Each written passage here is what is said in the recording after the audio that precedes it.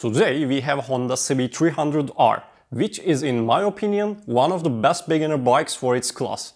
And I should say that traveling within a city with such high traffic density like Istanbul is a piece of cake with this bike.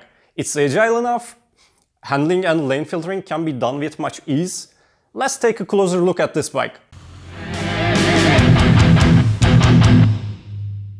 This bike has its cafe racer DNA from its predecessors. The neo-sports cafe design by Honda is more likely coming from the past, but the technology it includes is totally new. As you can see, it's a quite small naked bike. Its curb weight is around 145 kilograms, which allows for easy handling. When you compare this bike's weight with those engines whose engines are smaller, such as the Yamaha MT-125 and the Honda CB150R, I would say this bike provides almost double the power for the same weight class. The great thing about that is if you are a rider who likes riding light and agile bikes, this bike is almost a perfect choice for you. I will talk about why I refer to as almost a perfect choice later. Well, I don't want to compare its weight with the Yamaha MT-03 and other twin-cylinder bikes. It won't be fair to do that. This single cylinder right here, at the heart of this bike, has a punchy torque for its size. If you need an instant pickup while in traffic, just open the throttle and it provides you the power you need.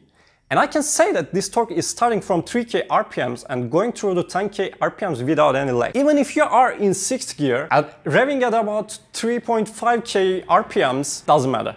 Every time you open the throttle a bit more, you can get the power that you want. But I should say that things are a little different when it comes to traveling long distance, as the top speed is around 160 kilometers. You don't want to go beyond 120 with this bike. The fuel consumption over the speed of 120 is drastically higher, even with a single cylinder. However, if you just want to cruise at around 120 kilometers, it's good and stable. Furthermore, consumption is fairly acceptable between the speeds. Also, the instrumentation board is good enough. I mean, it's not good as the KTM Duke 390s, but it is still okay. Even though it has a lot of functions, such as instant consumption per 100 kilometers, clock, fuel, rev, odometer, trip A, trip B, and things like that. There's a no gear indicator. Oh my gosh, Honda, why are you doing this? It's a beginner bike, isn't it? If I were a beginner, of course I would like to be able to see which gear I'm in. Bloody hell. Even the CB125R has this function. Anyway,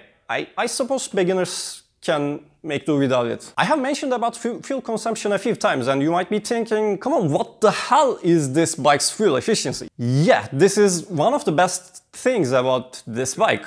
Our average consumption is at around 3 liters per 100 kilometers. In fact, it's just smelling the petrol and not drinking it like a fish. Okay, we can agree on the cost efficiency of this bike. What about comfort? Is it comfy? Well, it can be comfy. Actually, it depends on what your expectations are. As a naked bike, it is not the most comfortable bike, but at the same time, it isn't the most uncomfortable. On front wheel, we have single disc brake and calipers from Nissin Kogyo, which is partly owned by Honda. It feels clean and smooth when you apply them. When it comes to stopping, the stopping distance is quite predictable. For enhanced safety, it has IMU, Inertial Movement Unit ABS system, which calculates inertial forces. The reaction of the ABS also gives you the added safety feeling. Besides that, we have these Showa suspensions in front of the bike. By the way, Showa is also majority owned by Honda. Anyway, they are amazing. I definitely think that these Showa suspensions are the best thing about this bike. It feels great and they are really stable. Okay, I admit that we have been talking about the front side of the bike for a while, but there's more to it. It has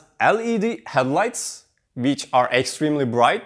And also these LED indicator lamps stays on until you switch off your bike. This gives you more visibility, which is great for safety. Okay, now let's move on to the back. On the rear side of the bike, we have an adjustable rear suspension. The factory default is at level 2, but it is easy to adjust. The softest option is level 1, but if you want to make it harder, adjust it up to level 7. It comes with Dunlop tires, which has always been reliable on dry road conditions. These Dunlops, Showas, Nissins, oh my god, when it all comes together, it makes this bike a tiny little cornering beast. We have talked about the good stuff, but there are some downsides of it. This tank has just 10 liters capacity. Unless you like visiting petrol stations very often, this bike can annoy you. The range is about 300 kilometers. I think this is not far enough. Of course, some may find it sufficient, but for me, I don't want to take a trip to the petrol station twice a week. The side stand is a bit odd, I must say. If the ground is not flat, it might not be stable enough to prop up your bike properly. Your pretty little tiny bike can tumble to the ground, and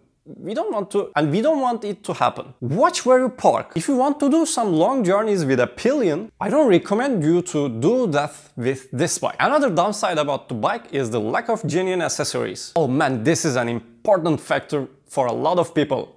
Hey Honda, produce some accessories for this bike, please. And nowadays everyone is talking about the Euro 5 regulations, safety standards, etc. But some bikes still doesn't have hazard flasher system. Why?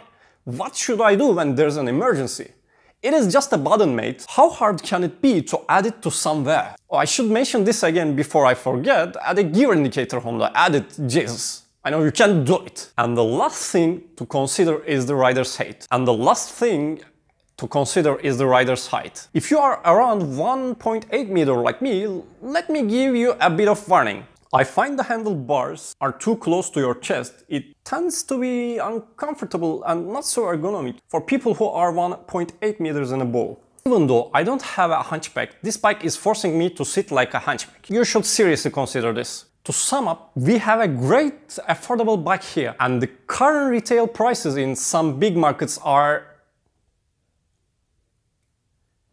The made is good, the feeling is good. This bike showcases Honda's quality. It is cheap when it comes to purchasing and operating it. The design is also cool. What else do we expect from this kind of bike? A fairly good deal. That's what. If you are looking for a bike that is easy to use, has good quality and low price point, you might want to shortlist Honda CB300R. Don't forget to click on the subscribe button.